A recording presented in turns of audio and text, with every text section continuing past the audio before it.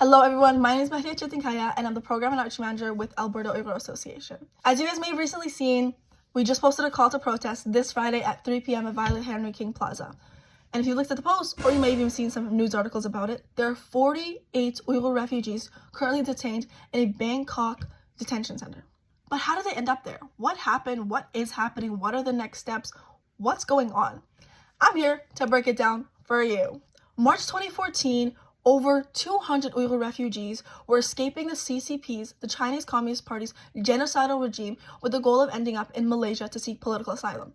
However, before they could reach Malaysia, they were detained along the Thai-Malaysia border by Thai authorities.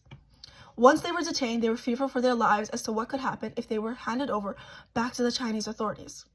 Fast forward to July 2015, upon the request of the Chinese authorities and the Chinese government, the Thai authorities returned over 100 Uyghurs to the Chinese government, essentially delivering Uyghurs on a silver platter to the genocidal regime of the CCP, which meant that the Uyghurs that they handed in a silver platter to the CCP were subject to horrendous abuses, systematic persecution, and possibly even faced time in concentration camps.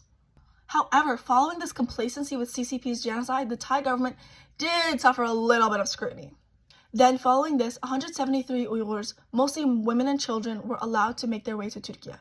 From 2014 to today, 2025, there have been 5 deaths that were completely avoidable, 2 including young children. Due to the lack of proper representation, access to healthcare or medical aid, or any refugee assistance, 5 Uyghur lives were lost in these Bangkok detention centers. So what's happening now? With the leftover 48 Uyghur refugees who are still in these Bangkok detention centers, they sent a message, an SOS message on January 10th, stating that they are most likely going to be deported to Chinese authorities. These Uyghur refugees were asked to sign a voluntary form to submit themselves to deportation back to Chinese authorities. 2 of those people from the Uyghur refugee group stated that the Thai officials' want for deportations are now because of the 50th anniversary of diplomatic relations between Thailand and China. Choosing diplomatic relations with a country committing an ongoing genocide, delivering those who are directly persecuted because of this genocide on a silver platter, seems to be the message that Thailand is sending.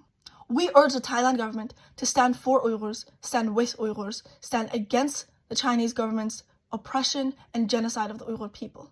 What now? What can we do to help? Well, first, we would love to have everybody come to our protests. Not only will we be spreading awareness about the situation, we will also be providing pamphlets and templates for you to take home and share with your community members, which is another form of activism. That's step 2.